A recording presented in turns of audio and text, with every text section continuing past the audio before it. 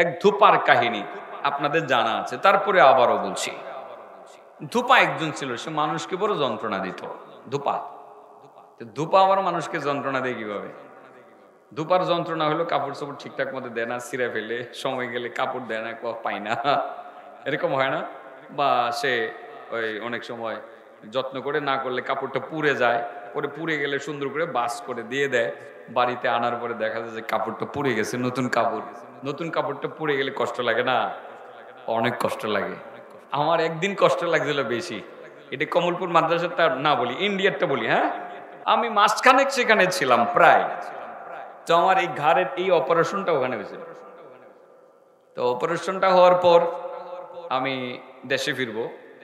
তো দেশে ফিরতে গেলে ছেলে মেয়েরা রেখে গেছি না, একটা দেশের প্রতি একটা টান আছে না, টান আছে। তো যাবো দেশে, যেহেতু ফিরবো, তো আমার ফ্যামিলি আমাকে বলছে তো 2 সেট কাপড় ধোয়া আছে, 1 সেট কাপড় নিয়ে আপনি ইস্ত্রি করে নিয়ে আসেন, এটা পরে দেশে যাবেন। তো আমি মোটামুটি ফিট, আমি দোকানে যেতে পারি, আসতে পারি। আমি যে হোটেলে ভাড়া থাকি একটা বাড়ির মতো করে, ওখানে নিজেরাই রান্না বান্না করে খাইতাম। আমার ওয়াইফ রান্না করতেন, তো ওই খাবারই খাইতাম। কারণ ওই দেশের খাবারে কেমন যেন হয় না, মানসিক শান্তি আসে না, খাবার জানি কেমন লাগে, ভালো লাগে না। হোটেলে 1-2 দিনও খাইতে পারিনি, বলছি না খাবো না, প্রয়োজনে আলু ভর্তা করে নিজেরা রান্না করে খাবো। তো যাই হোক, তো বাড়িতে ফিরবো ওই দিন সকালবেলা, বাংলাদেশে ফিরবো। 1 সেট কাপড়, নতুন কাপড়টা বাংলাদেশ থেকে বানাই নিয়ে গেছি, বুঝেন না? ধূপার করে গেলাম, ওই যে কাপড় ইস্ত্রি করে স্ত্রীর ঘরে গেলাম, গিয়ে বললাম যে ভাই এটা ইস্ত্রি করে দাও। ঠিক আছে, ইস্ত্রি করে দেবো, 1 ঘন্টা পরে আসো। ভাবলাম সময় তো হাতে আছে, 1 ঘন্টা পরে যাই। 1 ঘন্টা পরে গেছি, পরে সুন্দরভাবে কাপড়টা ইস্ত্রি করে একটা কাগজে মানে পেঁচিয়ে আমার হাতে দিয়ে দিলেন। আমি নিয়ে আসলাম, কাপড়টা পরবো, খুলে দেখি এদিকে পুরা, এদিকে পুরা, পুরা শেষ করে ফেলছে। নতুন 1 সেট কাপড় পরে ফেললে কষ্ট লাগে না? কষ্টই লাগছে। তারপরে আমি আরেক সেট কাপড় হাতে করে নিয়ে গেলাম, যে যেহেতু এটা পুড়ে গেছে, আরেক সেট তো আছে, ওটা ইস্ত্রি করে নিয়ে আসি। তো গিয়ে ওই পুরা কাপড়টাও নিয়ে গেলাম, নিয়ে বললাম যে ভাই এটা যে আপনি করলেন, নেই নেই মুঝে পাতা নেই, জানে না সে। তো আমি বললাম জানি না, যেহেতু হিন্দু ভদ্রলোক, জানি না যেহেতু, বা হয়তো বা ভুলে হয়ে গেছে, ইচ্ছাকৃত ভাবে কাপড়টা ছিঁড়ে নাই বা পুড়ে নাই। বললাম যে ঠিক है, और एक कपड़ा है, इसको इस्त्री कर दो, आयरन कर दो। नहीं होगे जाओ, মানে হইতো না, যাও। তার মানে প্রথম ডাসটা যখন দিলাম আর বললাম যে এটা পড়লা কেন, এটা পরে পরেরটা দিলাম, সে এটা করে দিবে না, যাও এটা করে দেবো না, যাও। তখন আমি বুঝছি যে আসলে প্রথম কাপড়টা ইচ্ছাকৃত ভাবে পুড়ছে। বিদ্বেষ, ওই যে দাড়িওয়ালা হুজুর দেখছে এবং বাঙালি মুসলমান দেখছে, ইচ্ছাকৃত ভাবে পড়ছে। বিদ্বেষ পোষণকারী বহুত, ওরা খুব বেশি বিদ্বেষী। আরে বাংলাদেশের আমার হিন্দু ভাইয়েরা তো তারা মায়ের পেটে আছে, আমরা এদের সাথে ভালো চলি, একজন আমরা তাদের উপরে জুলুম করি না, ছোটবেলা থেকে তাদের সাথে ভালো আচরণ করে আসছি। কিন্তু ওই দেশের মুসলমানরা যে কত কষ্টে আছে, দাঁড়ান্দা দিয়ে জবাই করে, অনেক কষ্টে আছে। আমি সে আচরণটা থেকে বুঝতে পারছি যে সে কত বড় ভয়ানক খতরনাক একজন মানুষ, যে আমার কাপড়টা ইচ্ছাকৃত ভাবে ছিঁড়লো, পরের কাপড়টা বললো আর করেই দিবে না, সে আমাকে এটা করে দিবে না, একটা ছিঁড়ে ফেলছি। পরে চিন্তা করলাম জোর করে যদি এটা দিতে চাই, এটাও ছিঁড়বে। ধূপার যন্ত্রণা বুঝছেন নি? তো ঈসা আলাইহিস সালামের সময় একটা ধূপা আছিল, এরকম যন্ত্রণা দিত। কি দিত? কাপড় ছিঁড়ে ফেলতো, এটা করতো, সেটা করতো, কথা বলছেন না? তো লোকজনে বিরক্ত হইয়া ঈসা নবী আলাইহিস সালামের কাছে এসে তারা সবাই বলল যে আল্লাহর নবী ঈসা, আমরা একটা অভিযোগ নিয়ে আসছি। আপনি তো আল্লাহর সাথে সম্পর্ক আপনার ভালো, হ্যাঁ, আপনি অনেক কিছু করতে পারেন আল্লাহর হুকুমে, তো একটু আল্লাহর কাছে দোয়া করে দেন, বদদোয়া করে দেন। কি করে দেন?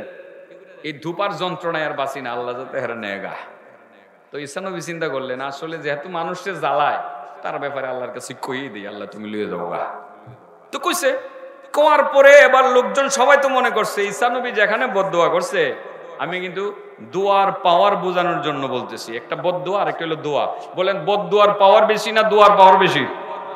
হ্যাঁ, যে দোয়াতে অক্ষম বাস্তবিকই সে অক্ষম, যে দোয়াতে দুর্বল সে আসলেই দুর্বল। আমি সেটা বোঝানোর জন্য ওই জায়গায় গেলাম। কিন্তু ঈসা নবী বললেন যে লোকটা ঠিক আছে মারা যাইব।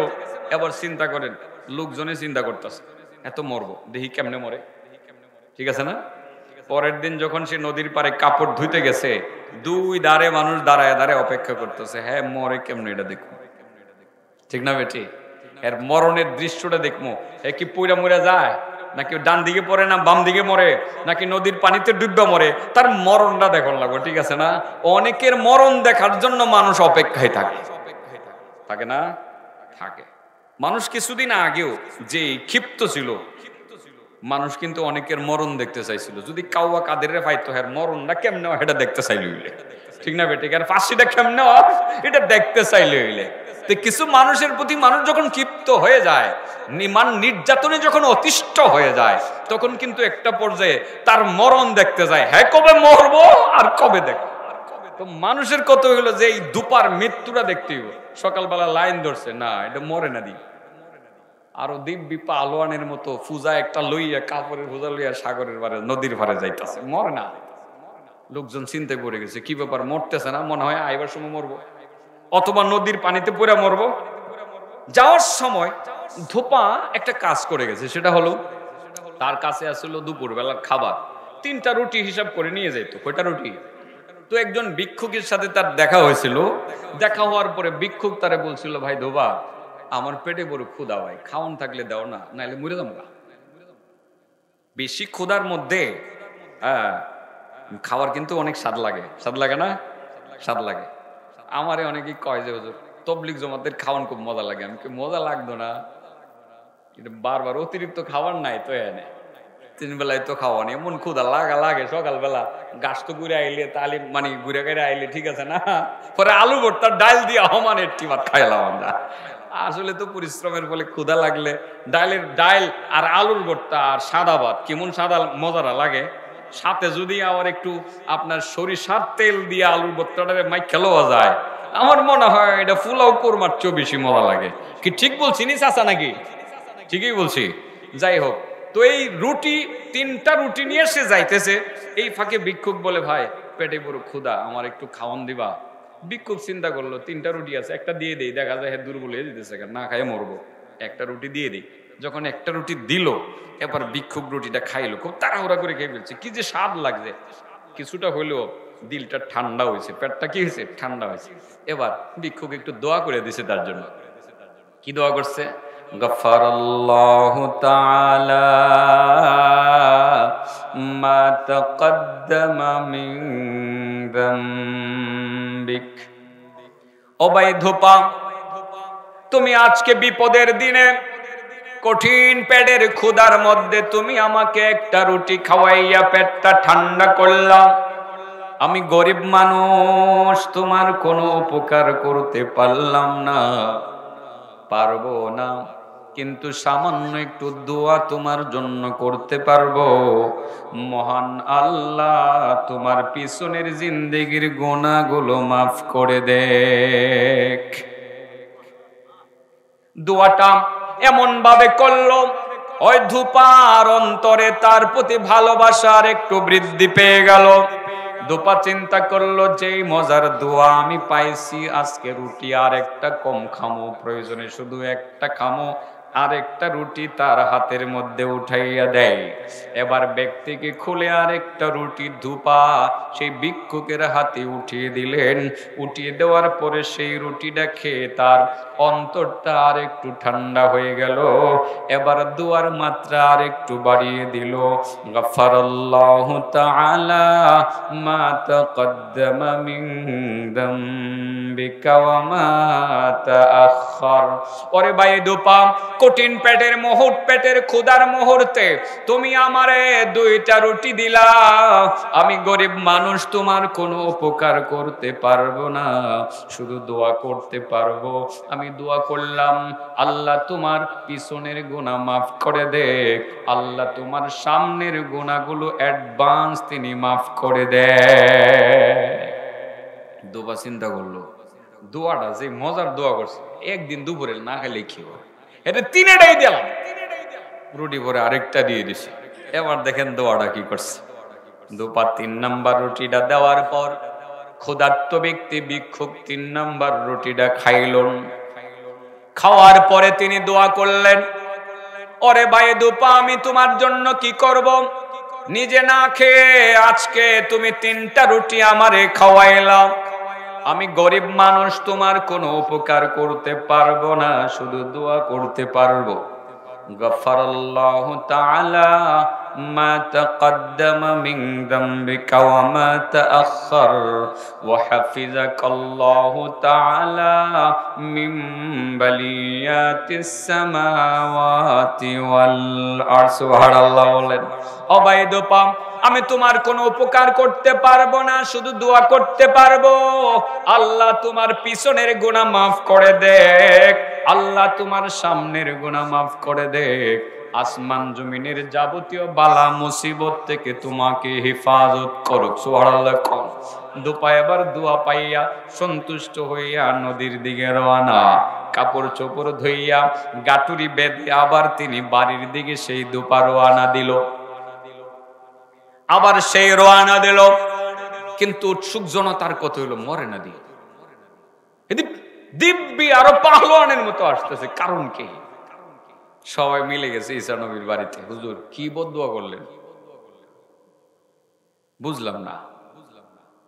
দিব্যি আরো পাহলোয়ানের মতো গতকাল যেমন ছিল এর চেয়ে শক্তিশালী হয়ে আইতাছে। ঈসা নবী কয় মনে হয় কোন কারণ আছে, আমার লিয়ে যাচ্ছে, হেন লয়ে গেছে দিয়ে আইতাছে। আসছে পরে বলে, এই দুপা কথা বলো, তুমি আজকে কি করছো কোসে দেখি। কয় হুজুর আমি কি করবো, আমি তো বেশি বালা কাম করি না। এত নিজেই জানে হ্যাঁ যে বালা কাম করে না, জানে না। তবে আজকে যাওয়ার সময় আমার খাবারটা আর খাইছি না। ভিক্ষুক সে বলে ক্ষুধার্ত, আমার কাছে রুটি চাইলো, রুটি একটা দিয়ে দিলাম। দেওয়ার পরে সে আমার জন্য যে সুন্দর একটা দোয়া করলো, সে বললো আল্লাহ তোমার পিছনের গুনাহ মাফ করে দেখ। ভালো লাগছে। পরে রুটি আরেকটা দিয়ে দিলাম, সে দোয়া আরেকটু বাড়াইয়া দিল। সে বললো আল্লাহ তোমার সামনের গুনাহ মাফ করে দেখ। দোয়াটা অনেক ভালো লাগছে। পরে ভাবলাম আজকে খাইতাম না, 3টাই দিয়ে দিব। 3 নম্বর রুটিটাও দিয়ে দিছি। সে আমার জন্য দোয়াটা আরেকটু বাড়াইয়া দিল। সে বললো আল্লাহ তোমার পিছনের গুনাহ মাফ করে দেখ, আল্লাহ তোমার সামনের গুনাহ মাফ করে দেখ, আল্লাহ তোমাকে আসমান জমিনের বালা মুসিবত থেকে হেফাজত করুক। ঈসা নবীর তো আর বোঝার বাকি নাই। হ্যাঁ, দোয়ার পাওয়ার যে বেশি। ও গাঠি নামাও, গাঠি নামাও, গাঠি নামাইছে। গাঠি খুলো, ওর খুলছে। দেখে এটার ভিতর থেকে একটা বিষাক্ত বিষধর সাপ বের হয়ে আসছে। মুখের মধ্যে লাগাম লাগানো। কি লাগানো? ঈসা নবী তো অনেক কিছুই পারতেন আল্লাহর হুকুমে। সাপের দিকে, সাপ কেন আসছিল, ঘটনা কি? আসছিলাম হুজুর, তারে সুবল দিতাম। সুবল দিমো এই মুহূর্তে গিয়ে আমার মুখের মধ্যে ফেরেশতা গিয়া লাগামটা লাগাই দিল। জামু কই পরে এটার ভিতরে ঢুকছি। কেন লাগাম লাগাইছে? হুকুম ছিল তাকে সুবল দিয়া মারার, সে মরবে। কিন্তু রাস্তার মধ্যে সে এমন এক কাজ করছে, দোয়া কামাই করছে 3টা রুটি খাওয়ায়া, এটার বিনিময়ে আল্লাহ তার মুসিবতটা উঠাই এনেছে। এখন আমি যে সুবল দিমো, আমার আটকাই কে? ফেরেশতা এসে আমার মুখের মধ্যে লাগাম লাগাই দিছে। আমি জান বাঁচাইবার জন্য গাট্টির ভিতরে ঢুকছি। দোয়ার পাওয়ার আছে। ইসরাইলি রেওয়ায়াত, সহিহ হাদিসে খুঁজে পাবেন না, ফেস লাগায়েন না কিন্তু সব। এটা কি রেওয়ায়াত? ইসরাইলি রেওয়ায়াতের বর্ণনার বৈধতা আছে। সহিহ হাদিস সাপোর্ট করে এসব ঘটনাগুলোকে। আল্লাহ রাসূল বলেন, বাল্লিগু আন্নি ওয়ালাউ আয়া ওয়া হাদিসু আন বানি ইসরাঈল ওয়ালা হারাজ। রাসূল বলেন, বনি ইসরাইল থেকে হাদিস বর্ণনা করতে পারো, অসুবিধা নাই, যদি এটা ইসলামী শরীয়তের সাথে কোনো সংঘর্ষ সাংঘর্ষিক না হয়। তাহলে দুয়ার পাওয়ার আছে না নাই? আছে। যে ব্যক্তি দোয়াতে সবল সে বাস্তবিকই সবল, যে ব্যক্তি দোয়াতে দুর্বল সে আসলেই দুর্বল। আবু হুরায়রা বলেন, আল্লাহ রাসূল সাল্লাল্লাহু আলাইহি ওয়াসাল্লাম বলেছেন, আজাজুন নাস মান আজিজা ফিদ দুআ। মানুষের মধ্যে সবচেয়ে অক্ষম ব্যক্তি ওই ব্যক্তি যে দোয়াতে অক্ষম। দোয়াতে যে দুর্বল সে আসলেই দুর্বল, দোয়াতে যে অক্ষম সে আসলেই অক্ষম, দোয়াতে যে শক্তিশালী সে আসলেই শক্তিশালী। কারণ দোয়ার পাওয়ার অনেক বেশি, অনেক বেশি, অনেক বেশি। দোয়ার প্রতি ইহতিমাম করব না ইনশাআল্লাহ। মাহে রমজান আসতেছে, যত বেশি দোয়া করা যায় আল্লাহর দরবারে হাত উঁচু করে করে আমরা মুনাজাত করব, কান্নাকাটি করব, দোয়ার পাওয়ার বাড়িয়ে দিব আমরা আল্লাহর কাছে। দোয়ার পাওয়ার বাড়িয়ে দেব, আমরা আল্লাহর কাছে শক্তিশালী বান্দা হিসাবে পরিচিতি লাভ করতে পারবো ইনশাআল্লাহ। দোয়া করবো তো। এবার দোয়া করলে আল্লাহ কি করবেন? আল্লাহ বলছেন وقال ربكم ادعوني أستجب لكم وقال ربكم ادعوني أستجب لكم إن الذين يستكبرون عن عبادتي سيدخلون جهنم داخرين। আল্লাহ বলেন, ও নবী তোমাদের রব বলেছেন, তার মানে আমি আল্লাহ বলেছি তোমরা আমার কাছে দোয়া করো, আমি কথা দিলাম তোমাদের দোয়া কবুল করে নিব, কবুল করে নিব। আল্লাহ কথা দিয়েছেন দোয়া করলে দোয়া কবুল করে নেবেন। কিন্তু এই জায়গাতে প্রশ্ন আছে, অনেক প্রশ্ন। অনেকে বলবেন না হুজুর কথা ঠিক না, গতকালও দোয়া করছি দোয়া কবুল হয়েছে না, সবে বরাত গেল 14 তারিখ দিবাগত রাত দোয়া করছি দোয়া কবুল হয় নাই, এত এত মুনাজাত করি আমাদের দোয়া কবুল হয় না। আল্লাহ কমিটমেন্ট করেছেন দোয়া করলে দোয়া কবুল করবেন না। না না, অনেক দোয়া করলাম আমাদের দোয়া তো কবুল হয় নাই, হবে কিনা সেটাও জানি না। বাবার দোয়া কবুল না হওয়ার অনেকগুলো কারণ আছে, অনেকগুলো কারণ। হারাম খাওয়া দোয়া কবুল না হওয়ার কারণ, হিংসা বিদ্বেষ সৃষ্টি করা দোয়া কবুল না হওয়ার কারণ, আর গীবত করা হলো দোয়া না কবুল না হওয়ার কারণ। আমরা মুসলমান দোয়া করি কথা সত্য, কিন্তু গীবত ছাড়ি না। প্রত্যেক দিন 8-10 জনের দোষ না বললে মনে হয় যে পেটের ভাতও জমে না, আড্ডাও জমে না, ঠিক না? ঠিক। দোয়া কবুল হইতো কেমনে? দোয়া কবুল হওয়ার কথা না, অনেক বড় কাহিনী মনে পড়ে যায়। আমি সেদিকে যাচ্ছি না, পরিষ্কার একটুকুই বললাম, গীবত যতদিন পর্যন্ত মুখে থাকবে, আর এই মুখে যতদিন গীবতের মাধ্যমে মরা মানুষের গোশতের গন্ধ বের হবে, এই মুখ থেকে মরা মানুষের গোশতের গন্ধ বের হবে মুখ থেকে, তার মানে গীবতের দুর্গন্ধ বের হবে, এই মুখ দিয়ে দোয়া বের হবে, অনেক কিছু বের হবে, কবুল হবে না। মনে থাকবে কথাটা? কবুল হবে না। আজ থেকে চলেন আমরা আল্লাহর সাথে কমিটমেন্ট করি যে আমরা গীবত করব না, মানুষের সমালোচনা করব না। এটা কি পারবো আসলেই? আমার কাছে কঠিন লাগে। ওয়াজ করতে করতে কাহিল হয়ে গেছে, নিজেও ছাড়তারি না, মানুষও ছাড়ে না, এটাও জানি।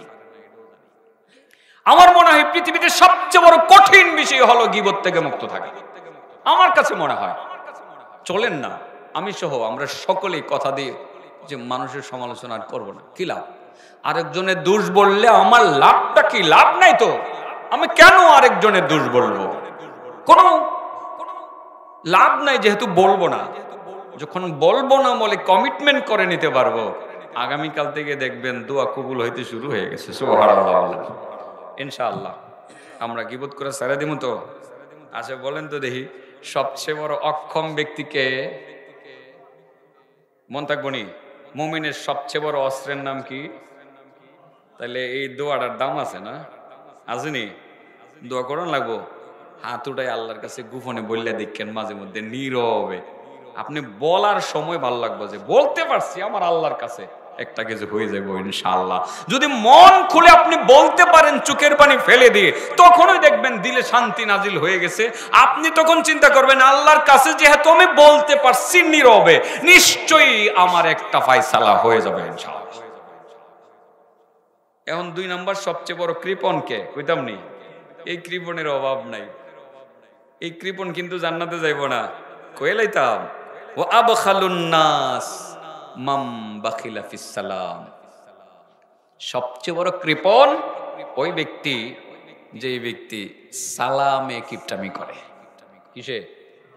সালাম দিতে চায়। বাপ সব ভিন্ন রকম। আমি কেন দিব? মুরব্বী ছেলেরা সালাম দিবে, ঠিক আছে না? না বাবা, আপনি যদি ছেলেরা সালাম দিবে অপেক্ষা করে আপনি বলেন আমি কেন দিব, তাইলে আপনি সালামে বুকালতি করলেন, আপনি বখিল। আল্লাহ রাসূল বলেন টাকা আছে পয়সা আছে, খায় না খাওয়ায় না, সে কৃপণ। আমি নবীর নাম শুনলো দুরূদ পড়লো না, সেও কৃপণ। কিন্তু তারা সবচেয়ে বড় কৃপণ না, সবচেয়ে বড় কৃপণ ওই ব্যক্তি আবখালুন নাস মান বাখিলা বিস সালাম, যে মানুষকে সালাম দিতে কিপটামি করে, সে হলো পৃথিবীর সবচেয়ে বড় কৃপণ। এর চেয়ে বড় কৃপণ আর নাই। আর কৃপণ যেই ব্যক্তি আল্লাহর হাতের সৃষ্টি জান্নাতুল ফেরদাউসের ধারে কাছেও যেতে পারবে না। আল্লাহ জান্নাতুল ফেরদাউসটাকে নিজে বড় সুন্দর করে সাজায়া বানাইছে, খুব সুন্দর করে আল্লাহ জান্নাতুল ফেরদাউসকে বানাইছে। মহান রব্বুল আলামিন বানাইয়া জান্নাতুল ফেরদাউসের কাছে গিয়ে কয়, হে জান্নাতুল ফেরদাউস, ওয়া ইজ্জতি ওয়া জালালি, আমার ইজ্জতের কসম, আমার বরত্বের কসম করে বলছি, লা ইউজাবিরুনাকি বাখিল, তোর ভিতরে বখিল আসতে পারবে না। বখিল যদি না আসতে পারে, সবচেয়ে বড় বখিল তো আরো আগেই আসতে পারবে না। বলেন সবচেয়ে বড় বখিল কে? এসলে তাহলে সালাম দেওনি কারে দিবা? মুসলমান যারে পাইবা তারে দিবা। বাবারে দিবানি, বাবারে, মারে, দাদারে, সবাই রে। মুরব্বীদেরকে বলি বাচ্চাদের প্রতি রাগ করবে না। এই বেটা সালাম দিলে না, মা বাপ শিখাইছে না, কেন আপনি সেটা করতে যাচ্ছেন কেন? আপনি তারে সালাম দিয়ে দেন, আজকে দেন, কালকে দেন, পরের দিন থেকে আর দিতে পারবেন না, দেখবেন হ্যাঁ আগে দিব। ঠিক না ভাই? ঠিক। ইব্রাহিম আলাইহিসসালাম উনার ভিতরে গুণটা ছিল, মহৎ গুণ ছিল।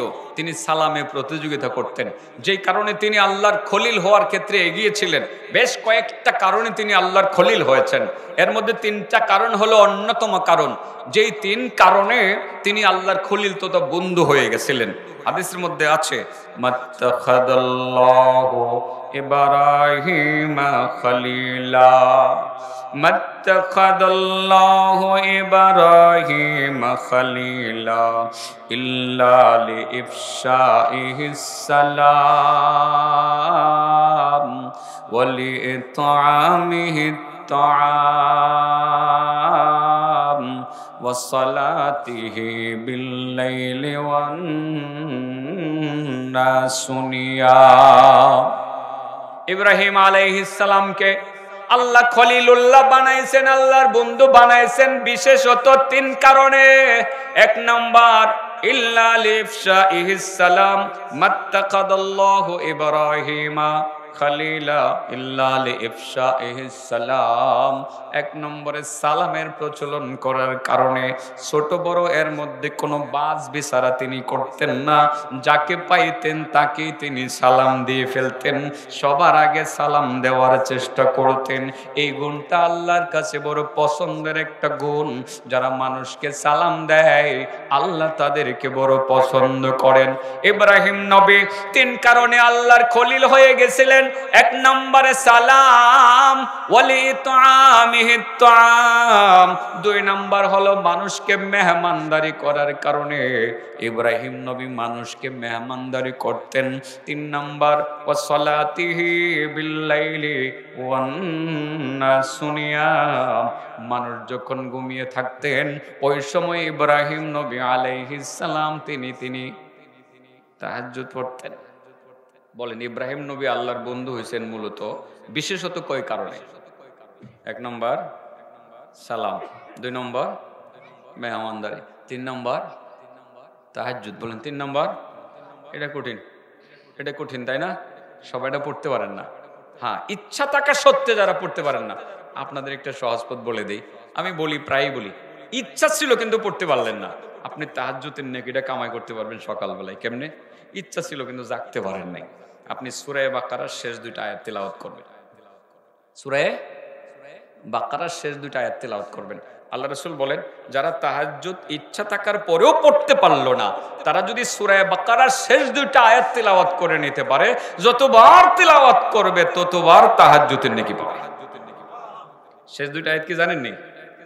আমানার রাসূলু বিমা উনজিলা ইলাইহি মির রাব্বিহি ওয়াল মুমিনুন কুল্লুন আমানা বিল্লাহি ওয়া মালাইকাতিহি وملائكته وكتبه ورسله لا نفرق بين أحد من رسله وقالوا سمعنا وأطعنا غفرانك ربنا وإليك المصير لا يكلف الله نفسا إلا وسعها لها ما كسبت وعليها ما اكتسبت ربنا لا تؤاخذنا إن نسينا أو أخطأنا ربنا ولا تحمل علينا إصرا كما حملته على الذين من قبلنا ربنا ولا تحملنا ما لا طاقة لنا به واعف عنا واغفر لنا وارحمنا أنت مولانا فانصرنا على القوم الكافرين এই দুটো আয়াত পড়বেন পুরা তাহাজ্জুদের নেকি পাইবেন সুবহানাল্লাহ বলেন আচ্ছা বাবা একটু পরীক্ষা করে নিই গতকালের মতো বলেন তো দেখি মানুষের মধ্যে সবচেয়ে অক্ষম দুর্বল ব্যক্তিকে সবচেয়ে বড় কৃপণকে যে সালামে কৃপণতা করে যে সালামে কৃপণতা করে সে কি আল্লাহর সৃষ্টি জান্নাতুল ফেরদাউসে ঢুকতে পারবে আচ্ছা ইব্রাহিম নবী বিশেষত কয়টা কারণে আল্লাহর খলিল হয়েছিলেন 1 নাম্বার সালাম 2 নাম্বার 3 নাম্বার তাহাজ্জুদ কেউ পড়তে পারলো না ইচ্ছা ছিল সে সূরা বাকারার শেষ দুটো আয়াত পড়লে কি তাহাজ্জুদে নাকি পাবে এই দুটো আয়াত শেখা দরকার আছে না শিখে নেবে এখন তো ইমাম সাহেবের কাছ থেকে শিখবেন শিক্ষকের কাছ থেকে শিখবেন সম্ভব না হলে এখন তো সার্চ দিয়েও পাওয়া যায় আপনি সূরা বাকারার শেষ দুটো আয়াত সার্চ দিলেও আপনি পাবেন হয়তো বা আপনি ইউটিউবে সার্চ দিবেন পাবেন গুগলে সার্চ দিবেন পাবেন শিখে নেবেন ইনশাআল্লাহ